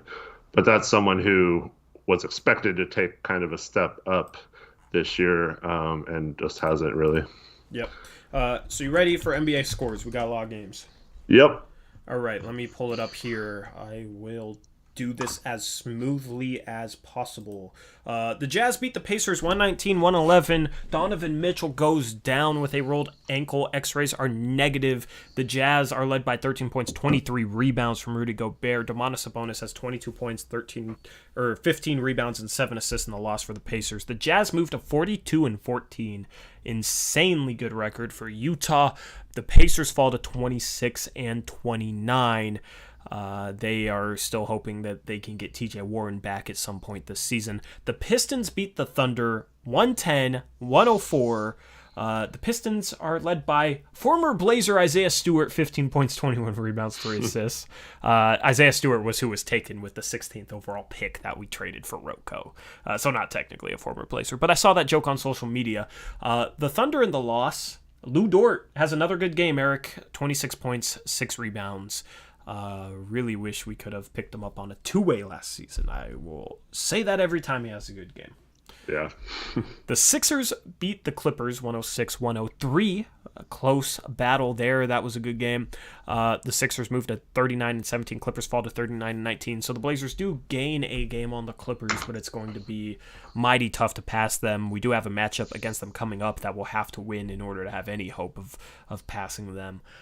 Joel Embiid, 36 points, 14 rebounds in the win for the Sixers. Paul George in the loss had 37 points, 9 rebounds, 6 assists. The Wizards beat the Pelicans, who continue to be mediocre. Westbrook almost has a triple-double, 36 points, 15 rebounds, 9 assists. I feel like if he got the triple-double, they'd find a way to lose because that's what happens when he gets triple-doubles. This game was taken to OT. There was a late foul in the Wizards' favor that helped them take care of business against the Pelicans. Wizards sitting at 22-33. I wouldn't be surprised to see them in a playoff spot and potentially win their way into the playoffs. I mean, when you got a guy like Bradley Beal, who knows, he could get hot for a game or two and potentially put that team on their back. But let's be honest, they're not making any noise in the actual playoffs. I think going into tonight, they were like a game or two out of the play-in spot.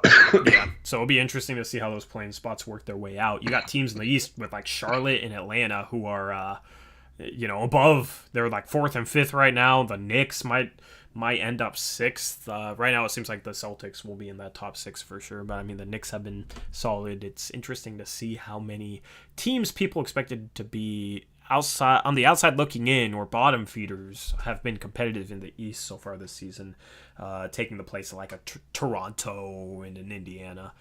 The East has been fun to follow so far this year. The Nets beat the Hornets 130-115. KD, 25 points, 11 assists. He's been great since coming back from injury. Miles Bridges had 33 points, 9 rebounds in the loss. Nets moved at 38-18. Hornets are at 27-28. That is our next opponent. So it's not an opponent above 500 anymore. But nope, it's still been terrible lately. Yeah. I mean, still a team that, I wouldn't put them bottom tier right now with Minnesota or any of those teams, but they have played bad, so we're catching them at the right time, it seems. They might be catching us at the right time, though, if Dame doesn't play. Yeah. The Raptors beat the Magic 113-102. They moved to 23-34. I mean, the Raptors could also potentially get in a play-in spot, and that would be I don't know, man. That would be a dangerous team as like an 8th seed. I don't know. Like them in Philadelphia, Philadelphia maintains the 1 seed. I could see that series going to 6-7 games. You still got some players there on the Raptors, and they're well coached. So I don't think that's a team people want to make it into a play-in situation where they can play their way in. Toronto, guess who led them in scoring today, Eric? Paul Watson. You saw it? Yeah. Yeah, I was going to say, guess the most irrelevant name that's on their team. Yeah, Paul Watson, 30 points for them. So Gary Trent Jr. averaging 3 points a game. Yep. Gary Trent Jr. was out in this game. I guess Paul Watson's better than him, man. Just like we're better without Damian Lillard since we won tonight. But their second leading scorer, Eric, Yuta Watanabe. I probably butchered his name, but he had 21 points. So they have some pretty irrelevant players go off for them. Fred VanVleet only had 6 points. They were starting Kem Birch and Boucher, and Freddie Gillespie had 10 off the bench. Stanley Johnson had an efficient night and had 13. Very weird box score there. Rodney Hood didn't have much of an impact. I don't know, just a weird box score there. The problem with if they sneak into the 8th seed is they don't really have anyone to match up with Embiid.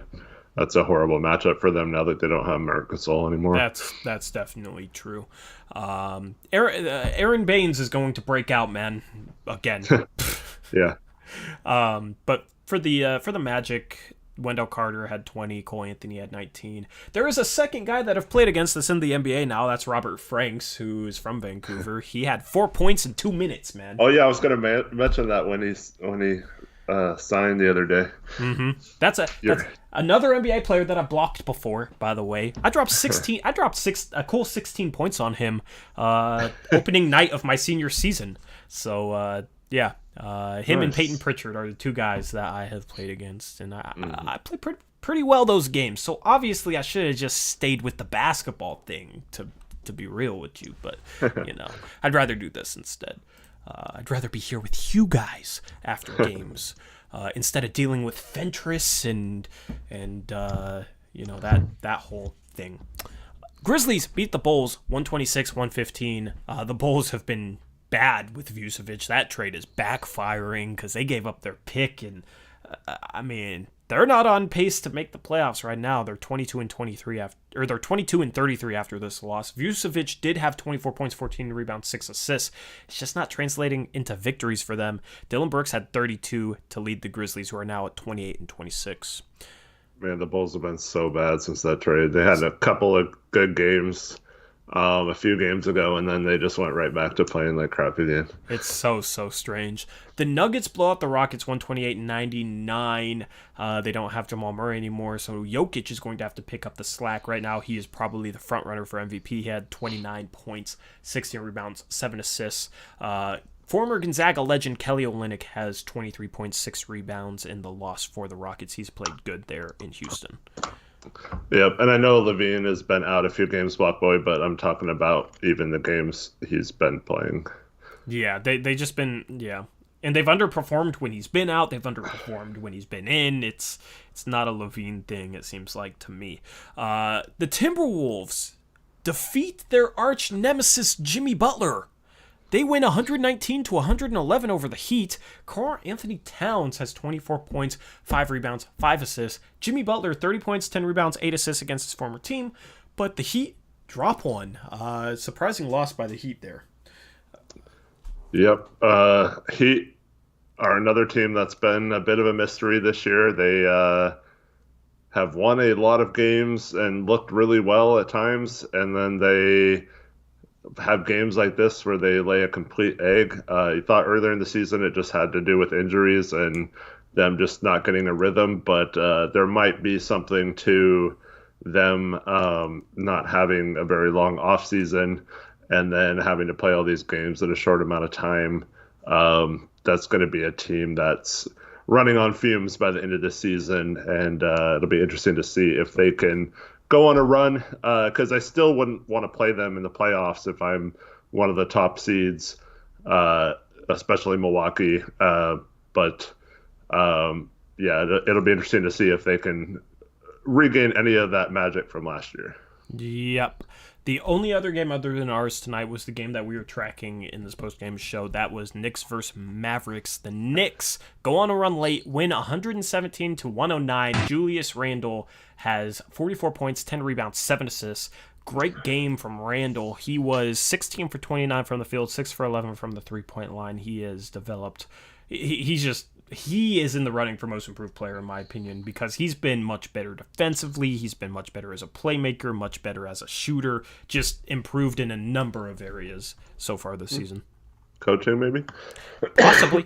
Possibly. A lot of people wouldn't have you believe that, but Tom Thibodeau has had a good effect on those New York Knicks. Hey, they're 3 games above 500. We've been talking about how they've been hovering around 500, like 1 game above, 1 game below almost all season long. Well, congrats to them. They're 3 games above 500 right now. The Mavericks fall to 30-25. The Knicks are 30-27. Let's look at the standings right now. Right now, the Knicks are in 6th. The Charlotte Hornets have fallen to 8th. So I talked about that a little bit earlier. But the Hornets are in a playoff are in a play-in spot right now. They were recently 5th. Things are very jam-packed there in the East. Only 3.5 games separate 3rd and, geez, I can't talk or do math or do numbers right now. 3.5 games separate 4th and 9th there in the Eastern Conference, but we care about the West. The Blazers are 2 games ahead of the 7th place Dallas Mavericks right now. They are 1.5 games behind the 5th place Los Angeles Lakers, who should get LeBron and AD back in the coming weeks. Denver is 3.5 games above the Blazers. The Blazers still have a matchup against them. I mean, outside chance that they catch them. 5.5 behind the 3rd place Clippers. That's going to be almost impossible in my opinion. They are 8 games behind the Suns. The Suns are 40-15. The Suns are only 1.5 games back of the Jazz. The Suns might end up being the 1 seed at this point. It's kind of weird to see Utah and Phoenix 1 and 2 there. Should potentially be the Blazers up there, but we're just chilling back here in 6th, which we've kind of been in this position for a while now. Yeah, and just for the record, so you mentioned we played Charlotte in our next game. Mm-hmm. Hayward and Ball are both out. Looks like Devontae Graham and PJ Washington are both questionable at this time. They both missed the game today, and they were ruled out very early. And then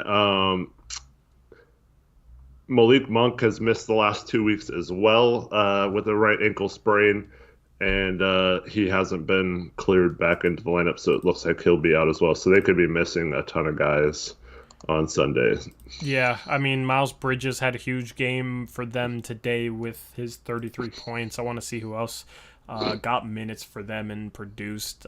They had Terry Rozier with 27. As you said, he's questionable. Vernon Carey had 21 points on 9 for 14 shooting in the start, playing 35 minutes for them. So that's a rookie that hasn't played hardly at all so far this season, but he had a solid game. Jaden McDaniels, the older McDaniels brother, had 12. He got the start. Which Martin brother is this? One of the Martin brothers started as well. One had 10 off the bench. One had 6 in the start. I forget. But Brad Wanamaker played 16 minutes. Bismack Biyombo played 8 minutes. Nick Richards and Grant Riller saw garbage time minutes. If they have Terry Rozier out, you said Terry Rozier is questionable, and who else? No, not Rozier. Graham. Graham didn't play tonight. Graham, PJ Washington, and it looks like Monk, Ball, and Hayward are all out. Those first 2 are questionable. It says Cody Zeller was a DNP coach's decision, which I find surprising. Is he injured? Is that a typo or what? I didn't see him on the injury report. Huh. I mean, maybe he's not. I know they've been going kind of small, but yeah, I don't know. I mean, yeah, so I don't know. I always enjoy when the Blazers play a team who is like playing some obscure rookies that we know about that have hardly gotten a chance, just to see how they do in their like first chance in the NBA. So like a Vernon Carey will be fun to see him play tomorrow, because I assume he'll get the start. I mean, but that's what's crazy about this, Eric, is Vernon Carey now ahead of Biyombo and Zeller in the rotation? Maybe. When did that happen? I don't know. Or maybe they're just being smart and recognizing that, getting minutes to their young guys will help them. They're kind of stuck. They're probably going to be in the play-in game no matter what they do, so might as well get some young guys some minutes and see if you can increase your ceiling a little bit this year. Yeah, just very, very strange to me. He only had 8 points so far this season before this game. The last time he played was the 9th, so he was getting DNPs. His season high for minutes was 7. He played 35 tonight. So, interesting. I don't know what the deal is there, but yeah, I mean, we'll see how that pans out, I guess. I mean, he played good for his first chance of minutes. 9 for 14, 1 for 2 from 3. 21 points. That's pretty good, man. So we'll see what he can do, assuming he gets the start again. That is around the NBA. Anything else you want to touch on for the stream, Eric? Yeah, let's talk about the Dame injury real quick. I know Apples was asking about it earlier. So Dame has a hamstring tendinopathy. I don't know if I pronounced that right, but it's a hamstring issue that actually makes your buttocks painful, and it hurts to sit. So he should be playing, not sitting on the bench. Well, here's the problem. So if you sit, it can lead to it not healing and extreme pain. If you run, it'll also aggravate it. So it's brought on by repetitive use, like running and playing basketball and stuff. So that's the problem. So I guess he needs to just like lay down or stand up in a ice chamber or something. What do they call this? Hyperbaric chambers or whatever. And then there are if it gets too bad, it does start to affect your flexibility in your hips. So if it is bad, could be one of the reasons why Dame has obviously looked worse this year, at least physically. There are a lot of successes I've seen with surgery. I'm not sure like what the recovery time from that, or if like an elite athlete like Dame would want to go the surgery route versus just hoping it gets better with rest and that kind of stuff. But yeah, I hope it's not I hope it's just like a cautious thing like they've been doing with players all season, and not something that's really bothering him a lot. Yeah. Yeah, the way you make it sounds like he might be out multiple games then. Well, it's not a. It's basically a thing that comes and goes. It's like a back spasm kind of, from what I read. So, obviously I'm not a doctor, but like, yeah, sometimes, like when you bruise your tailbone or whatever, like sometimes it hurts and sometimes, you're fine. But yeah, it's a situation where it's just like kind of a pain tolerance level, but you don't want to get to the point where it is affecting your hips because, like Eric Olson says, if you lose your hips, it kind of affects your athleticism. So, yeah, it's I don't know. I hope it's just they're just coming up with a way to describe his problems that it's not that serious, or it maybe goes in and out. It's not something. But yeah, it's a tough one. Yeah. Hopefully he's able to come back healthy, because we're gonna need him down the stretch in the playoffs if we're gonna have a chance. I will say, if most of those people we talked about don't end up playing on Sunday for the Hornets, I think we should maybe rest him, and we should still win that game. We'd be the more talented team, and there would be no excuse for losing that one. But so yeah, it might be good. Just sit him out the rest of the road trip. And then he has I think it would almost be a week off in between Wednesday and Thursday, so almost 6 days before or Wednesday to Tuesday, so 6 days before he plays. Yeah, I agree with that. Don't play him if, I mean, I wouldn't play him regardless. This team, even if Graham and PJ Washington play, the Spurs tonight are more talented than the Hornets if those guys play even. So, I mean, it's still a game we should win, and if we play against basketball, we probably will win even without Dame. So, rest them, move the ball, play good defense. You have a better defensive lineup with Dame out of the game, and offensively, you have enough guys that can pick up the slack. Obviously, we're a much worse team without Dame, but we have enough pieces and enough talent to be able to beat a team like Charlotte, beat a team like San Antonio. So I hope we're able to do that if he doesn't play. Yeah, absolutely. That game is on Sunday, 7 p.m. tip-off? No, I think it's like 4 because it's in Charlotte. I hate early tip-offs on Friday, Saturday, Sunday, man. Well, the following Sunday we have a 1:00 game. That's honestly better though. And it's at home. Yeah. That's better though, because that's not during my dinner rush, If you guys don't know, I do DoorDash. So Friday, Saturday, Sunday nights are the money-making nights, 4:30 p.m. or so is when that dinner rush starts. I had to work today. That's why I missed the majority of this game. It was a Friday, and I need the money. So, yeah, you guys help a lot with your donations and whatnot and your support for the channel. It means a lot. And it was really the first game that I had to work for instead of watch, because you guys do help out a lot.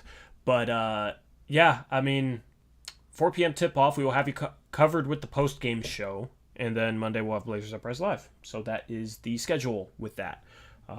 We have a lot of 7 p.m. games after that. The next 3 after that are 7 p.m. Then we have that 1 p.m. game. The schedule, we go on the road, and the tip-off times are earlier in late March. But yeah, we'll have you covered on that post-game show going live around 6:30 p.m. April. Did I say March? Yeah. Oh, yeah, it's April. Yeah, that's right. So, anyway, yeah, thank you guys for tuning in on this post-game show. Anything you want to end off with, Eric? No, thank you everyone for tuning in. Glad Blazers got the win tonight, and thanks everyone for watching and supporting the channel. Really appreciate it. Yep, agreed with that. Hope you have a good rest of your night, a good Saturday. We will catch you again on Sunday. This audio will be uploaded to Spotify and Google Podcasts. Make sure you follow us on Twitter, links below. Subscribe to Blazers Uprise, links below as well. Shout out to the mods, Zach, Trevin, Reese. Shout out to everybody who donated. Shout out to the channel members. And shout out to you for simply tuning into the stream. And Eric pulled a pump fake on me. He has something to say. Yes, I do have to say. First place, baby. That's all I got to say. Cool. I went 5-0, so... Yeah, we both went 5-0. You went 5-0, but I went 5-0. Chat's falling off, so Yeah, I mean, the last time you said first place, let's go, you then struggled for like 2 weeks. That's true. So I thought you'd learn from that, but apparently you haven't. If in case I do that, I have to go out while I'm in first. So. Yeah, so Picks Against the Spread is a segment we do on every stream over on our second channel. If you want to join that, definitely go subscribe if you haven't already. On Monday, I think we have 6 games, so we'll have a little bit more. But it's fun. Toasty wants his usual 5-minute ban at the end of the stream. So Later, Toasty. He's a bit... he's a bit weird with that. It's kind of strange. I forgot the word for that. It's all good. Yeah, but Toasty wants to get toasted, so there we go. Put him in the toaster, and he's gone.